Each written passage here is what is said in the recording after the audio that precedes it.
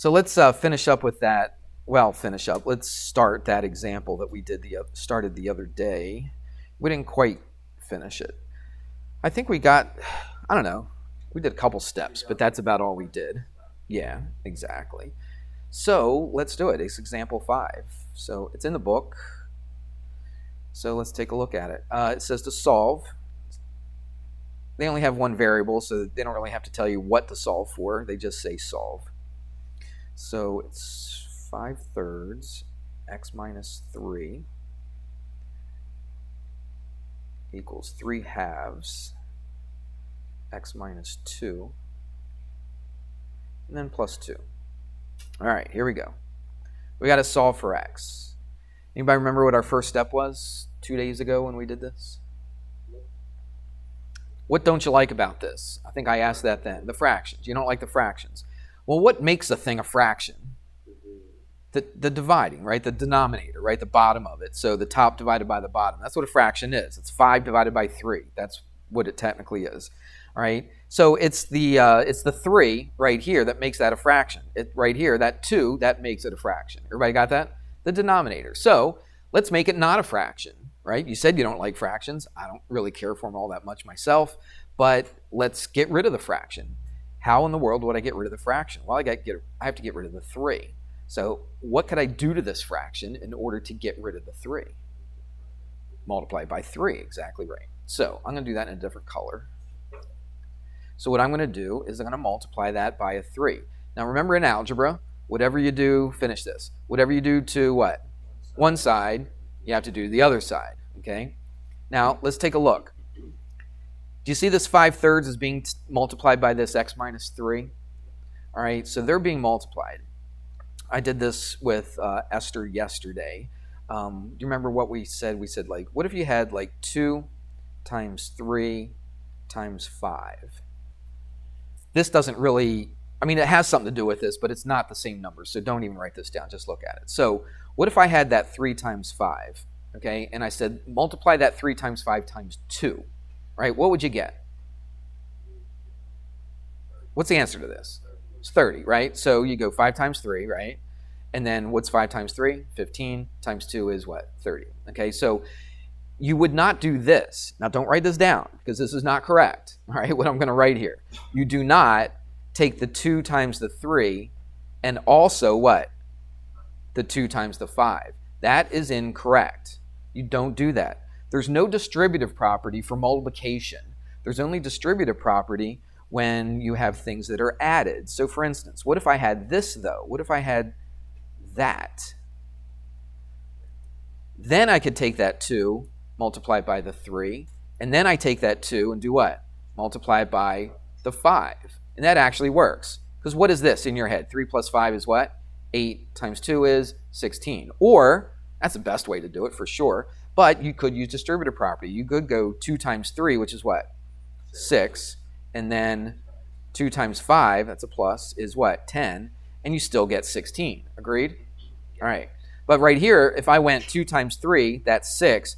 2 times 10, which is, or sorry, I was thinking of the answer. 2 times 5, which is what? 10. 6 times 10 is 60. Is this answer 60? No, it's not. Okay? So, with all that said, I said that for a reason. Because of what we're going to do here. So, I'm not going to multiply the stuff in the parentheses by the 3, right? Because they're all just being multiplied together. But look at what we got here. We got this plus sign there, don't we? So, if I multiply the right side by 3, do I just... I'm sorry, you know what? I'm dumb. Somebody stop me. Somebody stop me. What I asked originally was correct. You gave me the right answer. It's me. I didn't ask it correctly. To get rid of this 3, sure, you would multiply by 3, okay? But that's not going to get rid of the 2, though, is it? If I multiply this side by 3, that's not going to get rid of the 2. So I have to multiply, sorry about that, I got to multiply by something that 3 and 2 both divide into evenly, right? I want to multiply it by a number that 3 will cancel out and the 2 will cancel out. And what number would that be? Be a 6, right? So the common denominator, if you want to think of it like that, or the least common multiple would be 6. 3 times 2 is 6. So the reason I'm multiplying it by 6, because I know the 3 will cancel out with 6, and also the 2 will cancel out with 6. Everybody see that? All right. Sorry about that. I was thinking so much about the other stuff that I did that I didn't even realize that. So what I'm going to do is multiply this. Oops. I'm going to multiply this by 6 as well. But I can't just multiply that by 6, because look what I have over here. I have an addition, don't I? Remember that distributive thing? Now, if you wanted to, you could put a big old parentheses like this, multiply this by 6, and then multiply this by 6. But what I'm going to do is I'm going to try to make it not quite as messy. I'm going to just come over here and multiply that by 6. Now, that's super important.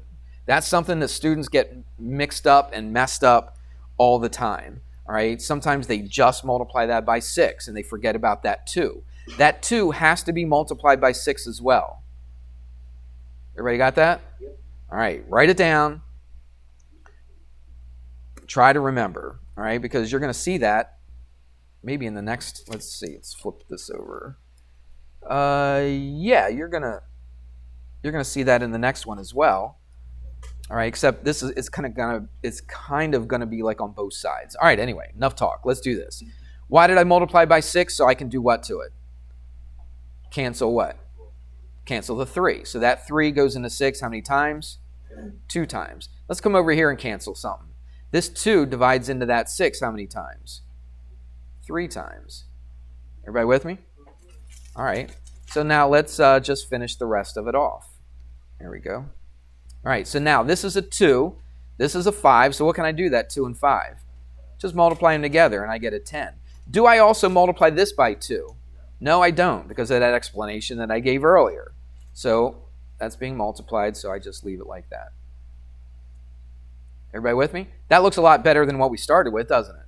Yeah, because I got rid of the fraction. I mean, nobody really likes to do fractions if you don't have to. All right? I don't think. Maybe there are people out there. Anyway, let's take a look at this. This 2 went into 6 3 times. So what is this right here? That's a what? It's a 9. So what I'm going to do, now if you wanted it in your head, you could take 9 and distribute it right now, but I'm going to show you the steps. So that becomes a 9. That's still x minus 2. Now, it's very important that you don't just put a plus 2, because you had to multiply both of those things by 6. All right? And so you got to have the plus 12. If you make a mistake on this, most likely it's going to be right here. Most likely you would just put plus 2. All right? That's probably, if you're going to make a mistake on this, that's probably where you're going to go wrong. Everybody got that? All right. I can't stress enough how important it is to multiply both of these things. How did I know to multiply both of them? Because of that plus sign right there. It's basically distributive property. We distributed that 6 through both of these things. All right, I harped on that long enough. The rest of it's actually pretty simple now. Okay, that was definitely the hardest part. After you get used to it, it's really not that hard, but this is where we got. So now we can distribute that 10 through here. So what do we get there? We get 10x minus 30. Distribute the 9 through this parentheses, so that gives me a 9x minus what? 18 plus 12. You can't really simplify anything over here on the left-hand side, so I'm just going to keep it the way it is. But over here on the right-hand side, I can do one little step, and it's going to be 9x what? Minus 6, because negative 18 plus 12 is negative 6. Let's get the x's on the same side. It doesn't matter if you put it on the left side or the right side. But here's something that I would suggest. I can't remember if I said that in here or not. I know I told Esther when we talked about it yesterday. I think we talked about it, but I can't remember if I talked about this in class. What I like to do, when I have an x on both sides, I like to move the x to the side that's going to keep it positive. All right? So if I move the 10x over to the right side, what would I have to do to that 10x? I would subtract the 10x, right? Okay, then I'd subtract the 10x from here, but guess what I'm left with? I'm left with what? A negative x. Do you want to deal with a negative if you don't have to? No, obviously. All right, so what I'm going to do is subtract a 9x. That's probably your first instinct anyway, because most of the time we like to put the x's on the left-hand side. All right? So I subtract a 9x from here, and I subtract a 9x from here. All right? Now here's something I like to do. In the same step, instead of bringing everything down right now, in the same step, We got the x's on the left-hand side. Let's get rid of that minus 30. Let's do it right now. So how do I get rid of that minus 30?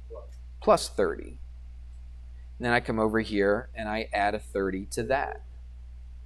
See how I did it all in one step instead of dropping everything down? If you wanted to drop everything down right away and then do it again, I don't know, it's just a little extra work that you don't have to do. So that adds up to 0. These add up to 0, cancel out, right? Fine with you saying cancel out. What do we have? 10x minus 9x is just x. Bring down the equal sign. That canceled. We got negative 6 plus 30, which is what?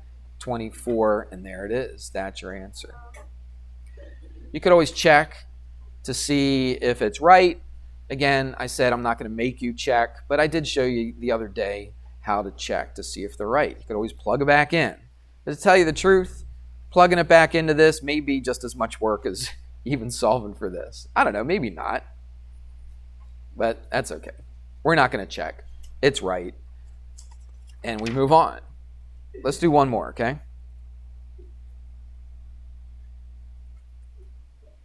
Example 6.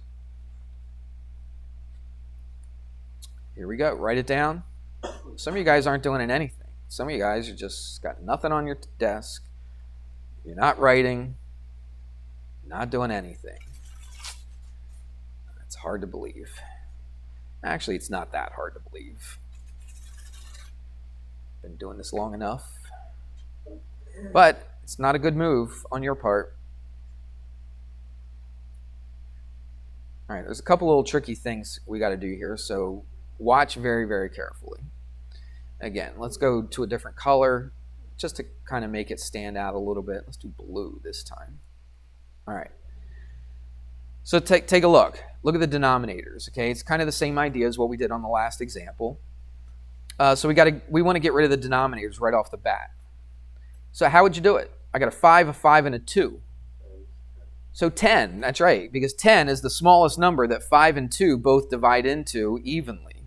So I would multiply everything by a 10. So let's do it.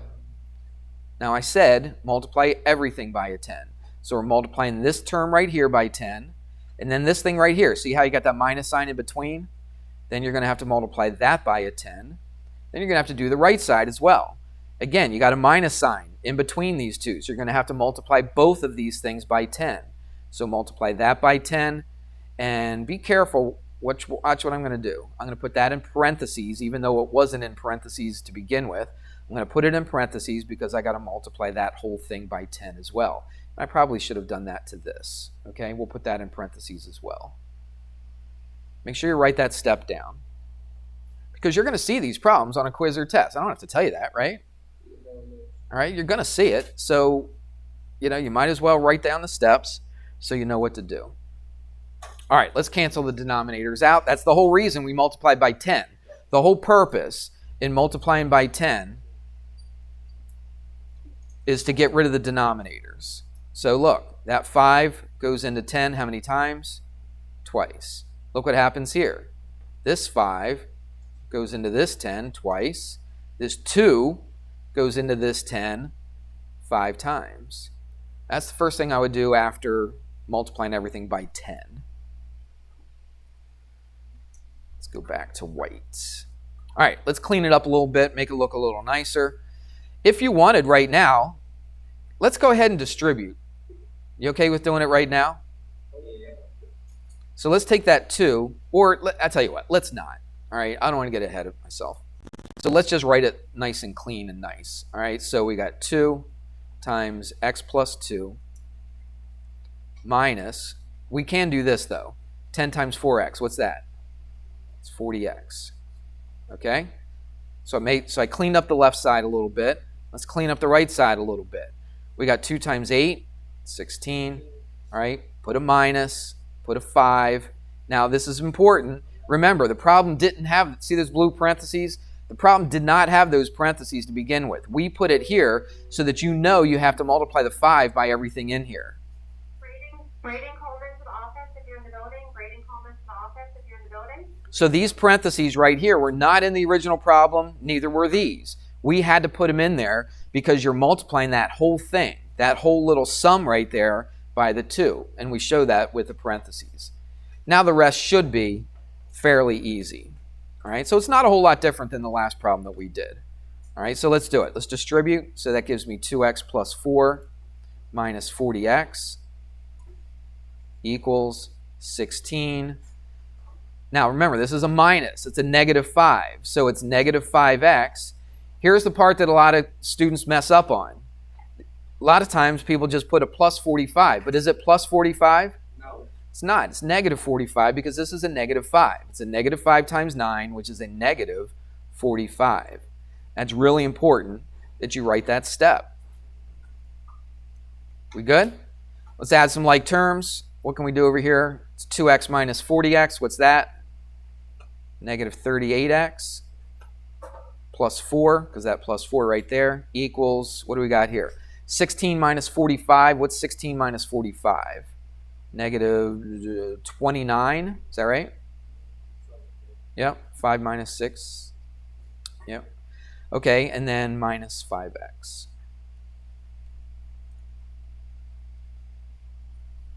Now, here's that situation I said before. Remember, I like to put the x on the side that's going to make it positive. So you could, a lot of teachers say, always put the x on the left-hand side. I don't know. Did you have teachers that say that? I've heard teachers, say, always put the x on the left-hand side. Well, you don't always have to put it on the left-hand side. Could you always put it on the left-hand side? Yeah, you could. But I think it's easier to put it on the side that's going to make the x positive. All right? So what's going to make the x positive? Taking the negative 38x and moving it over here, or the negative 5x and moving it to the left? Which one? Move the negative 5x to the left? That's going to give us a negative x, though. It's going to be negative 38 plus 5x. That still is going to give you a negative. I mean, it'll work. It's fine. All right, you can do that, but you're still going to be left with a negative. And I would rather not deal with a negative if I don't have to. Some people, the negatives don't bother them at all. That's fine. All right, you can still do it. But I would do this. I would add a 38x to both sides. That way, the x is going to be positive. Then I don't have to worry about messing with the negative. Alex? I thought it was just minus 4. Oh, what did I do? Oh, no. It's plus 4, right? Is it plus 4? Yeah. It's Plus 4. yeah, it's plus. Where at? In the problem itself? At the first part. I just wrote. Okay, all right. Yeah, that should be a plus 4. I think everything's good so far. All right, so let's do this. That's going to cancel out. In the same step, I got the x's on the right. Let's take this number. I'm trying to avoid saying anything. I thought you'd figure it out by now, okay? No, now I'm talking to you, okay? See, I'm making eye contact. Well, I was until you turned your head. Oh, I thought you were. No, Jay, I'm talking to you, okay? Let's pay attention. But you weren't when I stopped, okay? Just pay attention. I thought only having half the people in here, I wouldn't have to tell anybody to pay attention. I shouldn't have to. I could have 50 people in here, and I shouldn't have to tell them to pay attention. When you get to college, teachers, your professors aren't going to be doing this stuff. They're not going to be saying, "Turn around, pay attention," da da da da, because people are serious in college, okay, and they want to learn. And if somebody's goofing around, they're the oddball. Did you know that? They're the ones that get looked down on, and people look at them and are like, "Why are you doing that?" That's the way it should be in here. As seniors, that's the way it should be in here. I don't know. Just saying. All right, here we go. We got the x's on the right-hand side, so let's take this negative 29, move that over to the left-hand side. All right, so those cancel, these cancel. What do we get here? What's that? 33 x, and right here, that's all. Oh, sorry, I lied. I didn't lie. I was thinking of the next one. So this is also 33, but it's 33x. And it's positive. I don't have to worry about negatives now. Just makes it a little bit nicer. Divide both sides by 33. And there you go. X is 1. And if you wanted, you could always chuck it back in. What I would probably do is maybe just chuck it into this. It might be easier, right, to check this part of it than the original part, just because of the fraction thing. I don't know. Whatever you want to do, it's fine with me. All right, but that's how you do it. All right, I think we'll stop there. Okay, we have some more to do though, but I could probably, let me take a look. Yeah, I could probably finish that. The next one's decimals. Probably should.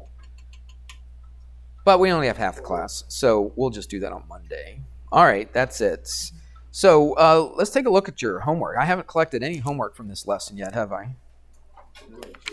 So let's review. So 1.5a was 23 to 38 all. Okay, it's on the lesson plan thing I gave you.